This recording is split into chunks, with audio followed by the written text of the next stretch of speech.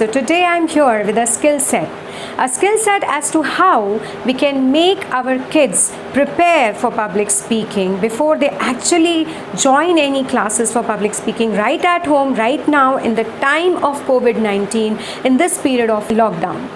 So my first tip for the skill set is don't call it public speaking. Yes, you heard it right, that you should not call it public speaking.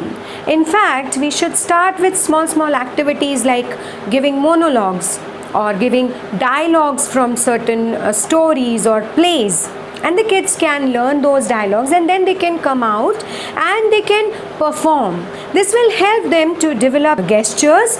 This will help them to develop a body language which is in sync with those dialogues, and this will help them to develop proper expressions also, right? And then you can go for presentation skills. Suppose your child makes some drawing or some craft work, or he creates something, you can ask him to give a presentation on that particular thing. Tell how he did it, tell how he made it, and then how he felt while he was doing it, and how he likes to be praised by the people, right? So that is one thing. Expressing himself. For example, you cook something for your child and he says, "Wow, Mama, you have prepared a wonderful dish today." So ask him to stand up at the dining table itself and ask him to express his gratitude, express his happiness, express his ecstasy that yes, the dish is tasty, and how he likes it, and why he wants it, why would he want it to eat again, right? So this is one thing you can do. Presentation, expressing, monologues, dialogues, this the kids can do. The next tip, the next thing which the children can in fact have to do is lots of practicing, less of study.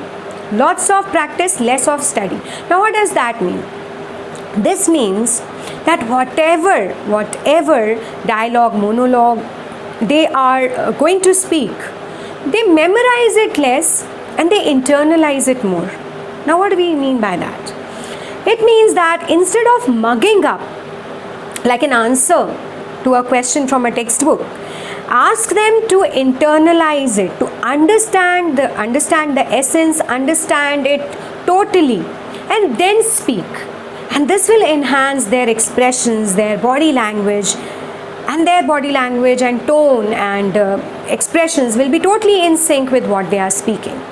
So they should feel what they are speaking. You have to again and again tell them that please read it again and try to internalize it, try to feel what you are speaking. The next tip as to what they can do is practice in small groups.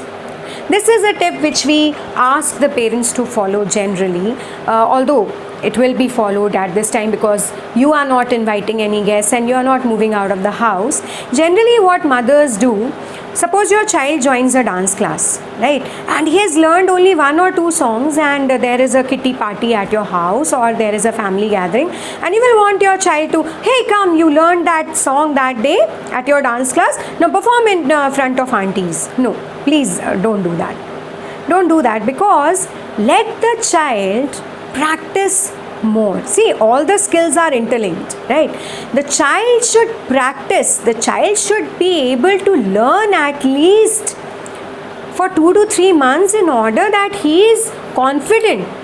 He is confident to present himself in front of a large group, right? Make him present in front of family members, make him present in front of kids maybe who are learning the same skill, who have started learning the same skill. But don't expose them to such an unknown or a big audience from the very beginning. Because the child who is trying to come out of his shell, who is trying to shun off his hesitations, his inhibitions, will again retreat back into his shell as soon as he faces failure or criticism from a large number of people. Make him comfortable with your family, with a small group of his friends. Suppose he fails. So he knows that I am failing in front of less number of people, and because they belong to the same community, they are going to give me a positive feedback.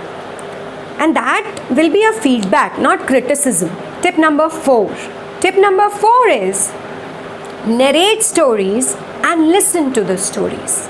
Yes, narrate stories and listen to the story. Now, what do I mean by that? See, generally what we have been doing, what our parents were doing for us, we used to tell children stories like Panchatantra, mythological stories, fables, fairy tales, Cinderella, Snow White, Thumbelina, and the children start living in those fairy tales.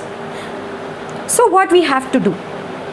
You have to tell the real life stories. Now, where will we get those real life stories? Stories from your life. Your life is full of incidents. Your life is full of experiences. Your life is full of incidents which have given you a learning at every point. Every now and then you have learned from your experiences. So share those stories with your kids. This has a lot of benefits. Once you are handy with a story, you are always ready with a story. The next, you are able to connect with your child because he feels that my mother or my father is sharing his life with me, and it will motivate the child to express himself, to express what he is feeling. So narrate the stories. If you don't remember any incident or experience of your life, make it up, cook up stories and tell the children how you came out as a winner, how you tackled that situation. That will motivate them, right? And listen to their stories. This is very, very important. Sometimes we turn a deaf ear to what our children are saying. I'm very busy, please come back later. No, don't do that. Listen to your kids' stories. The last tip is use video. Use video every time your child is practicing. Yes, even practicing, not only performing. Whenever he is practicing also, ask him to make a video. Ask him to make a video of his performance. Why? Because when the child is going to see or listen to himself, he will know his mistakes. Is this what I said? Is this the way what I said? So it will help him to evaluate himself.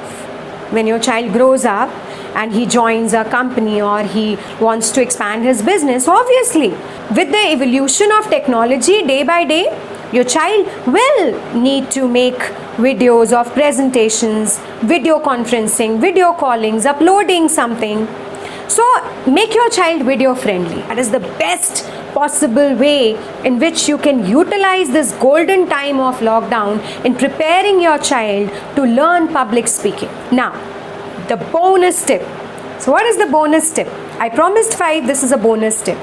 Bonus tip is appreciate your child. Appreciate your child. Give a positive feedback every now and then. Make him full of confidence. Even if he is not doing that good, videos are there.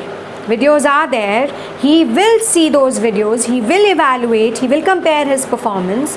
But you should be the person who should always greet your child with open arms in whatever he is doing. So lots and lots and lots of positive feedback is required. So my 5 tips, I hope it will help your children to be future ready to learn public speaking. This is Surabhi Jain saying goodbye till we meet again with some new tips.